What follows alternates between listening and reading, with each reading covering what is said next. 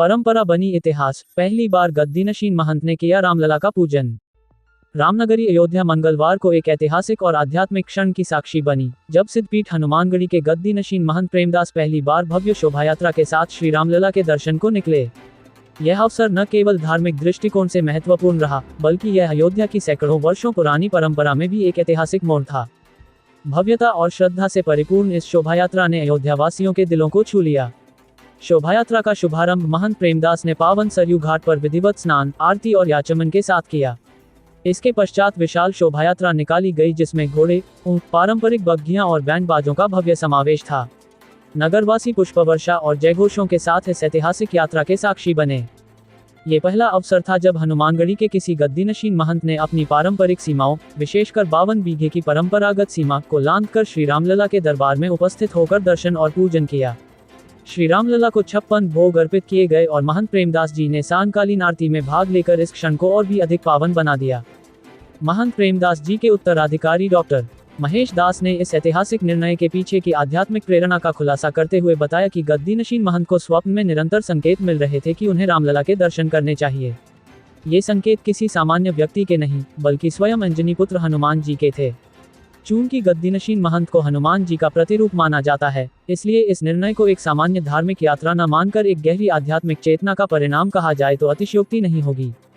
इस निर्णय को मूर्त रूप देने से पूर्व हनुमानगढ़ी की परंपरागत गद्दी पंचायत की बैठक आहूत की गई, जिसमें सभी चारों परंपरागत शाखाओं सागरिया, उज्जैनिया, बसंतिया और हरिद्वारी के महंतों ने भाग लिया। बैठक में सर्वसम्मति से ये तय किया गया कि यदि प्रेरणा हनुमान जी की ओर से है, तो उसका पालन करना प्रत्येक गद्दीनशीन का कर्तव्य है।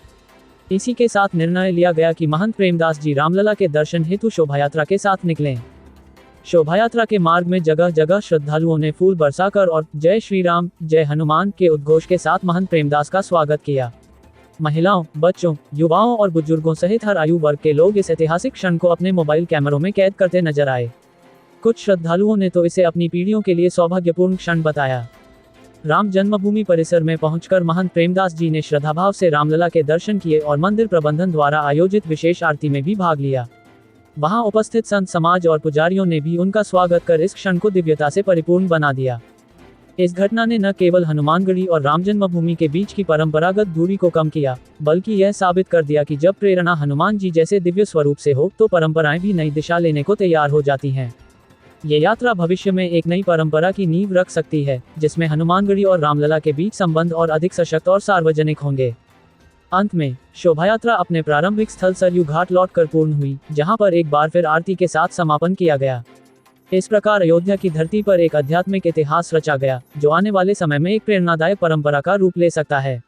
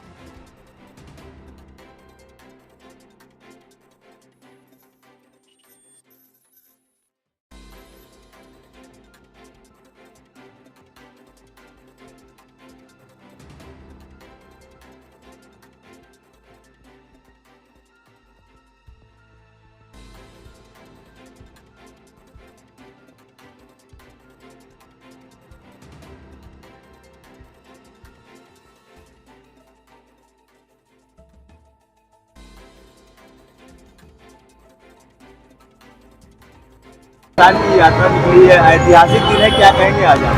जय श्री राम जय हनुमान जी। आज शोभा यात्रा निकली हुई है हनुमानगढ़ी से प्रभु श्री राम के लिए। पहले हम सब लोग सरयू जी जाएंगे दर्शन करने और सरयू जी का जल लेंगे, प्रभु श्री राम जी का दर्शन करने जाएंगे। आज हम सब लोग, ये यात्रा पहले चलती थी, बीच में किसी कारण से बंद हो गई थी, लेकिन माननीय गद्दी नसीन जी हमारे महाराज जी सब लोग मिलके बहुत तप किए, तो आज जाके यात्रा फिर से निकली है। तो हम सब लोग बहुत प्रसन्न हैं और बहुत खुश हैं। राजे बाजे के साथ राधे के साथ निकल रही है महाराज जी। जैसे एक बारात निकलती है, ऐसे हम प्रभु श्री राम के लिए शोभा यात्रा निकाले हैं। गाजा बाजा है, डीजे है, यहाँ ऊंट भी है, घोड़े भी है, रथ भी है। तो ये एक अलौकिक एक दृश्य, एक आनंदित दृश्य है। महाराज जी, आप ऊंट पे बैठे हैं, बड़ी ऊंचाई पे। हम बड़ी ऊंचाई पे बैठे हैं, लेकिन हम हमेशा प्रभु के चरणों में ही मानते हैं। तो कभी ऊंचाई कभी निचाई, ये तो लगी रहती है, कहीं धूप कहीं छांव। तो ऐसे ही हम सब लोग यात्रा कर रहे हैं, तो आप सब लोग सम्मिलित हुए, इससे हमको बहुत खुशी हुई। यहाँ शासन प्रशासन भी बहुत मेहनत कर रहा है माननीय मुख्यमंत्री जी के नेतृत्व में। तो जय श्री राम जय हनुमान जी। ऐतिहासिक पल है अयोध्या के लिए। अयोध्या तो निरंतर नए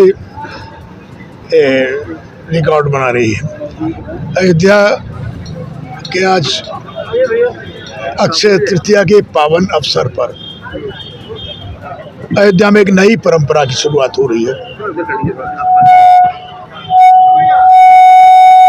प्रभु राम की कृपा से धन्य अपने आप को महसूस करते हैं और अयोध्या के सेवक के रूप में, विधायक नहीं सेवक के रूप में, मेरे इस कार्यकाल में जो माननीय प्रधानमंत्री कार्यकाल और माननीय मुख्यमंत्री कार्यकाल है, मैं भी एक छोटे से सेवक के रूप में मुझे अयोध्या की सेवा का अवसर मिला है। मैं अपने आप को गौरवान्वित समझता हूँ, धन्य समझता हूँ। महाराज जी, विधायक जी, आज आपके हाथों में माला है, फूल है, क्या करेंगे? देखिए, हमारे सब साथी यहाँ, मैं भी शुरुआत के जब हनुमानगढ़ी पे गया था, मैं उनका स्वागत सम्मान किया था, और अब इस नए घाट पर जहाँ से वो स्नान के लिए जाएंगे आ रहे हैं, हम सब लोग अयोध्यावासी या उनके स्वागत और सम्मान के लिए कर रहे हैं। और मेरे ख्याल से वो लोग पहुँच रहे हैं, ये हम लोगों के लिए प्रसन्नता का विषय है। उनका सम्मान करेंगे, स्वागत करेंगे और उसके लिए उनको बधाई देंगे इस कार्य के लिए। क्या कहेंगे?